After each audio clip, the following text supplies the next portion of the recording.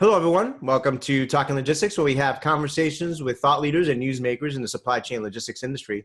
It's my great pleasure to welcome today's program, Chad Lindblom, who is Chief Information Officer at C.H. Robinson. And today we're going to talk about the digital transformation of supply chains. Now, this is a term that you hear a lot these days, but what does it mean in the context of supply chain management? How will technologies such as artificial intelligence and Internet of Things, improve or help, supply chain management in the years ahead? What are some of the hurdles ahead? Are most companies ready, or are they behind the curve when it comes to this? So those are just some of the questions that we're going to explore today. And it's great to have Chad, who's obviously in the front lines of many of this in his role there at C.H. Robinson, to kind of share his thoughts and perspectives on this topic. So, Chad, welcome to the program. Thank you. Thanks for having me, Adrian. Now, Chad, you're a first-time guest here on Talking Logistics. So like we always do, just before we dive into the topic, I'm always curious about how people end up in the supply chain logistics industry. So if you could briefly just tell us a little bit about your career path and how you ended up at C.H. Robinson. Obviously, you're the CIO there, but maybe a little bit about, kind of your responsibilities there at C.H. Robinson. Sure. I started at C.H. Robinson in 1990, so I've been here about 27 years. I came straight out of college. So the 90s was kind of a tough job market, and it was a job I was offered. So it wasn't planned to be in logistics. I spent my first 25 or so years at Robinson in the finance department, including 15 years as the CFO. About 2.5 years ago, I transitioned over to being the CIO to help us transform our technology platform. As technology is becoming more and more important in the logistics industry, I thought my industry knowledge and my company specific knowledge could be better leveraged leading the technology department. Yeah, that's great. So long tenure there, a variety of roles. So obviously starting out in the 90s, you've seen a lot of the changes that have taken place in the technology realm and the impact that it's having on this industry. I started my career in the 90s as well, and kind of saw the whole .com and everything else, and it's been a fast pace ever since. So let's dive into the topic now. And like I said in my opening remark, that phrase digital transformation is a term you hear a lot these days. But to get started, I mean, what does it mean in the context of supply chain management? Okay, so if you look at supply chains and how they're dynamically changing today and becoming more complex, things like e-commerce and direct-to-consumer deliveries, the globalization, which has obviously been going on for quite a while, smaller, more frequent shipments, and shippers more aggressively managing their supply chains, have all driven the need for greater technology. So the digital transformation, if you will, has started many years ago, probably about the time that I started here, but with the recent advancements in technologies and things becoming more reasonably priced in the area, it has just led to a lot of automation. People should be managing by exception now rather than having to look at everything going on in their supply chain. And again, the smaller shipments, more frequent shipments, globalization has really driven the need for automation. Yeah, no, absolutely. And I think you touched upon, something here that's always my question, or it's a question I get a lot. And I'm kind of curious what your perspective is, because, on the one hand, you say, okay, digitalization or the digital transformation. And I think back to, the late 90s when the web and the internet, were just making their way into the business world. And I don't know if you remember those days, everybody was putting E in front of everything, right? It was e-business, logistics, e-transportation, yep. Right? So some folks said, well, what's different today, right? I mean, haven't we been digitized for a long time? Why is this term kind of coming back in the forefront? So, I mean, what's your take? I mean, haven't supply chains been, digital for a while already? What's different today? I think that you're right that there has been some digitization going on of the supply chains for a very long period of time, like I mentioned. What's different today is there's a lot more technology available. People have figured out how to use technologies. Things like location services were very expensive back then to get satellite location services of a shipment, where today, both through GPS on smartphones as well as still satellites, everything's gotten a lot more cost efficient. So it's allowed more visualization of data. The the web technologies have continued to get better and more stable, and allowed for greater automation and sharing and extending of systems beyond one company's four walls. And so one of the big things that we're always focused on is building our technology ecosystem of having different ways to integrate with our trading partners. We still have the traditional telephone. One of our employees enters the load. One of our employees manually finds a truck to get the truck moved. That's still a big part of the marketplace because of basically our trading partners' technology capability. But we've moved in far greater percentage of our freight, and I think the industry's freight is being tendered electronically through EDI and other batch file processing methods, as well as moving towards API integration. The whole web and mobile has created, or especially mobile, I guess the web was there in 2000, has created a different means of integrating with our customers and carriers to give them even more flexibility on interacting with us and getting information on their supply chain. Yeah, no, I agree, and I think that's a lot of what I see as well. I mean, I think just to echo some of the points you made, I think part of what's different today is that you're seeing a lot more of the trading partners really getting connected, right? Because of the price points of the technologies have come down, because of the mobile and the smartphones and things like that, where you're seeing a lot of those trading partners that in the past were by the wayside because you just couldn't afford these technologies, and you still had the fax, even though those things still exist today, right? I think the ability now to better integrate and be able to get information from a greater percentage of trading partners, I think is a key factor here as well. Right. Yeah, we focus on trying to move what we call traditional, so phone, fax, email communications with our trading partners. We try to get them to move to web and mobile. We try to get, as they get bigger, move web and mobile into one of machine to machine talking to each other, whether that's EDI or APIs. Yeah, no, absolutely. And I think the other big change is, I think it's been a necessity, right? Because, one of the things that I know when I talk to shippers, manufacturers, retailers, I mean, the common thread over the past few years has been, it's becoming more and more difficult for them to keep up, not so much with change, because that's always been the case, but with the rapid pace of change. And the ever-present need to have, timely, accurate, complete data and information to help them make smarter decisions faster. I think that's, running side by side with what's happening on the technology front to help it, enable that. So let's talk about, one disruptive technology in particular that's certainly generating a lot of, buzz and discussion today. And that's, artificial intelligence or machine learning, things under that whole umbrella. Right. I mean, what is the value proposition of these technologies, and how will they help companies make, better manage their supply chains moving forward?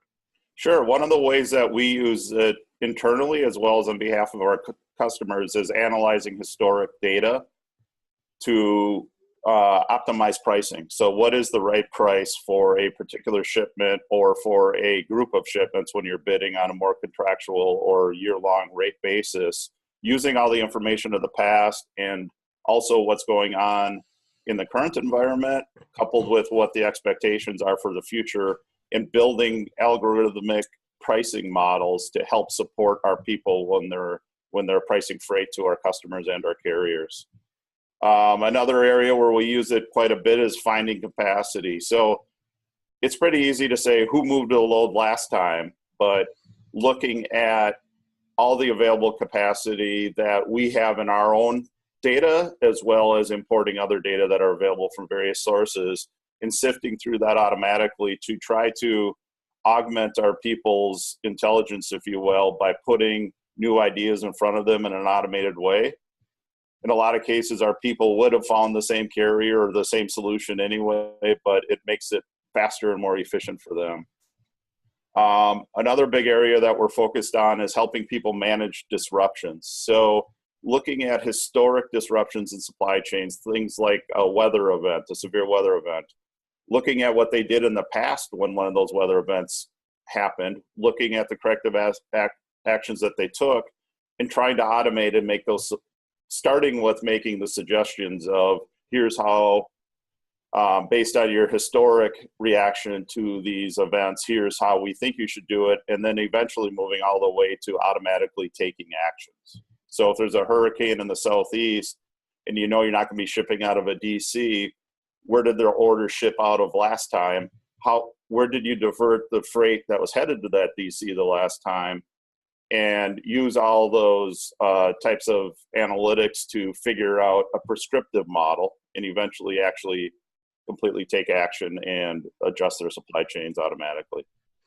Yeah, no, that's great. So it sounds like certainly another element of this that you hear a lot about is moving from kind of reactive to prescriptive, right? Which you talked about there, and then ultimately to predictive, right? And bringing in third party data sources, whether it's weather or other data sources, traffic data, things of that nature, to help you kind of potentially predict what might be happening, in the hours ahead or the days ahead, and then make more proactive action. So do you see that? You see that moving in that direction, kind of more prescriptive, more predictive?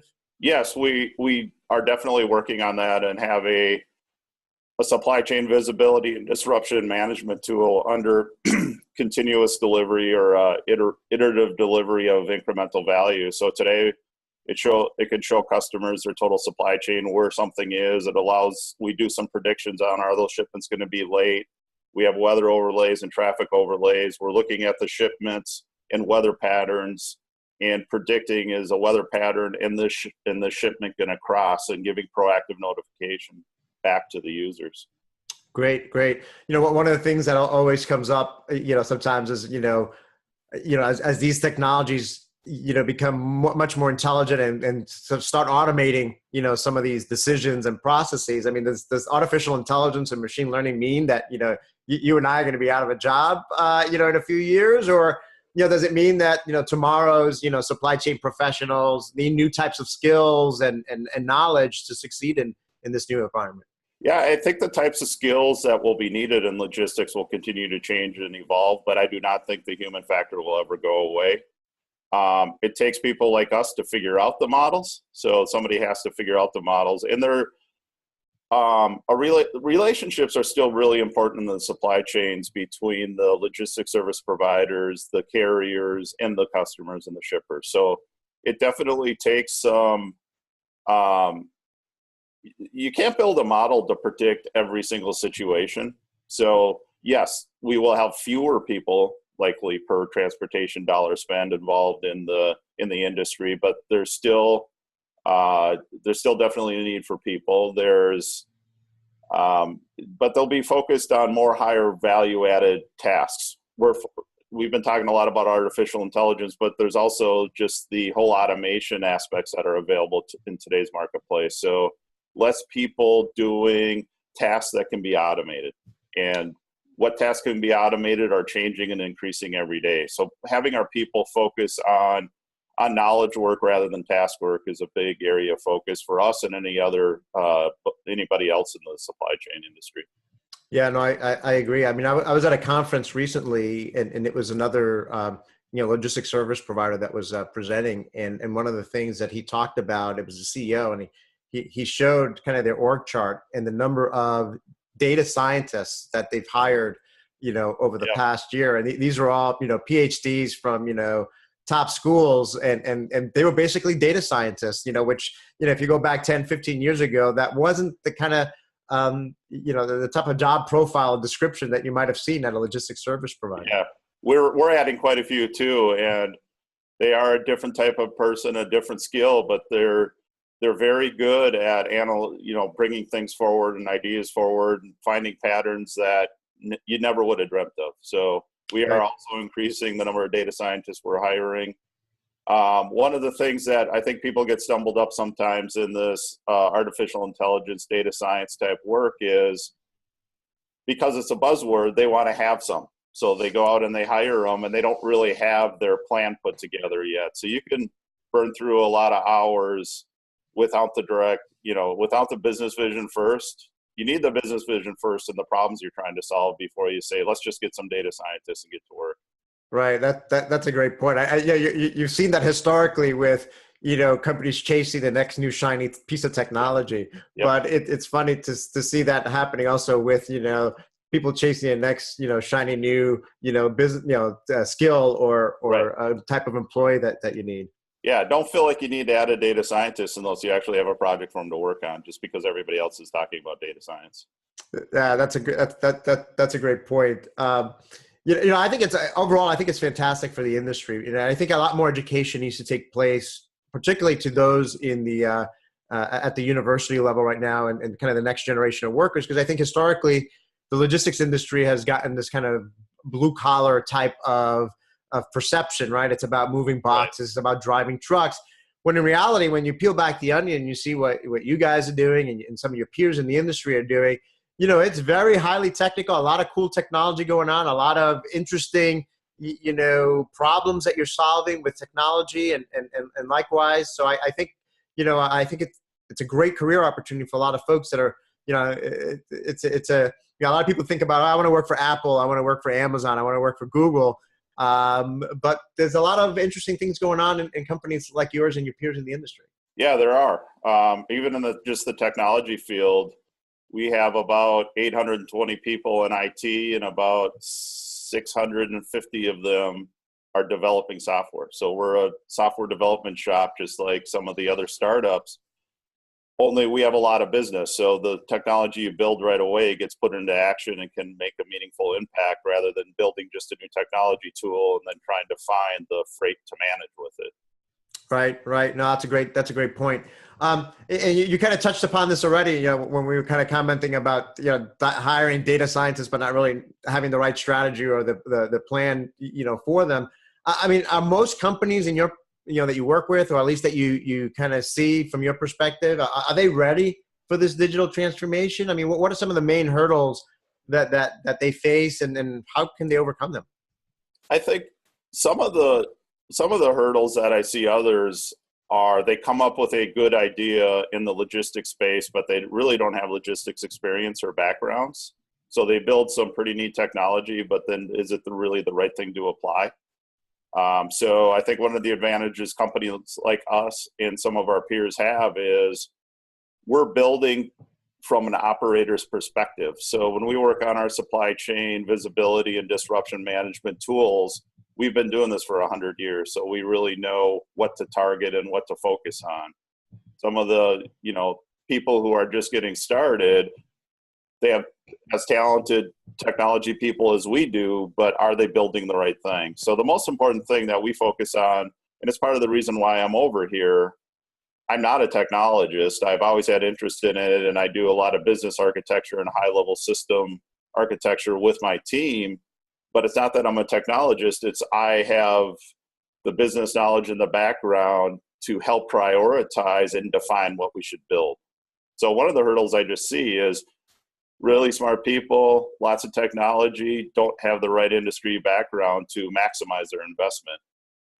That's a great point. I think obviously as a logistics service provider, logistics supply chain is your core business, right? So by default, you as the CIO and your team and the operations obviously have to work very tightly together to be a successful company. I think what I see at a lot of manufacturers and retailers and kind of shippers is this lack of, true collaboration between the IT team and the supply chain team, right? It's more of, it's a supporting function, if you Yeah. will, but it's not so much, where they're aligned from a business strategy, from a supply chain strategy standpoint, from an alignment standpoint. I mean, that's what I see in some cases. Right.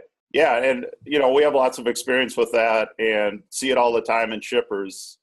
Supply chains, as you mentioned earlier, are getting more and more focus in companies, but still when you look at IT allocation in a lot of companies, it tends to be the bottom Right. priority. So a big part of our services that we offer is let us be your transportation management system. Let us be your cloud-based provider of transportation services. So we have many customers, even technology-focused customers, that rely on us to provide them with transportation management systems. For instance, Microsoft, we manage Microsoft's total supply chain. So all the Xboxes, Surfaces, and things like that, we are managing that supply chain for them. Everything from the bulk shipments by air and ocean from the manufacturing in Asia to Europe and the US down to the parcel level distribution, and anytime anybody orders anything on Microsoft.com. So even a company like Microsoft, building out a transportation management system is not top on their priority list. They came to us. Right. No, that's very interesting. That's a great case study there. Chad, we're running out of time here, so I'm just going to go right to my last question here. I mean, as a way to wrap up, I mean, what questions should C-level executives or in supply chain executives ask themselves to assess whether they're behind the curve or ahead of the curve when it comes to digital supply chain transformation? There's a few different things. We've touched on some of them already, but do you know where your shipments are? Do you know what's on those shipments? And you don't want to look at every shipment, like I mentioned earlier. So dots on a map don't do a lot, but you really need, which ones need your attention? So is there exception management built into it? Are you analyzing your network, not just to minimize transportation costs, but to look at total landed cost of a product? So where it's manufactured, where you're sourcing the materials, how much freight does that add, the storage costs, the inventory carrying costs. So are you really looking at total landed cost? Because sometimes when people think about managing their supply chain, they're looking at what's the cheapest way to get something moved. But to do it well, you should be looking at everything from sourcing raw materials all the way to getting it to your end customer. In order to do that, and you mentioned this earlier, is you can't have your information in silos in a bunch of different systems. Is all your information in one place so that you can do that type of analysis? Is something we run into a lot as we're onboarding new customers is, let's talk about what you're spending now across the globe and look at your total supply chain. And they're working out of 10, 12 different systems and they don't have any idea. So one of the things is getting all that information together into a way that you can turn some data into useful information that you can take action on. So do you know your supply chain really? And do you have all the data together? If you don't, you're probably behind the curve. And then another thing, which is pretty simple and it's been around for a while, but there's a lot of shippers that aren't doing this. Do you have an objective scorecard for your logistics service providers? And are you scoring and meeting with them and constantly looking for ways to improve? So are you doing constant, improvement initiatives, continuous improvement initiatives, or is it just on autopilot? Yeah, those are all great questions. I mean, I think I would just add, I think if you're doing them, to echo your point about having the data and the information and the capability to make smarter decisions faster, if you're relying on Excel macros, right? I think you're behind the curve. If you're still dealing with a lot of facts and a lot of paper, I think you're behind the curve. And I think your last point there, I think is an important one too, is I think for a lot of companies, they need to better leverage their logistics service provider partners. Right. And really, for a long time since I've been in this industry, certainly the logistics service providers, I wanted their customers to view them more strategically and not view them as just a quote unquote supplier, but view them as a true partner. And I think, those that view logistics service providers as true partners, whether they can, fill in whatever gaps they have from a technology standpoint, from an industry knowledge standpoint, from a network standpoint, et cetera. I think those will be the ones that are going to be able to, achieve their objectives much more quickly and effectively. Yep, I agree. So, Chad, like I always say at the end of all our programs, we always just manage to scratch the surface on these topics, but you provide some great insights and advice on this topic. So thank you very much for making the time. Thank you, Adrian. And I want to thank those of you that joined us today.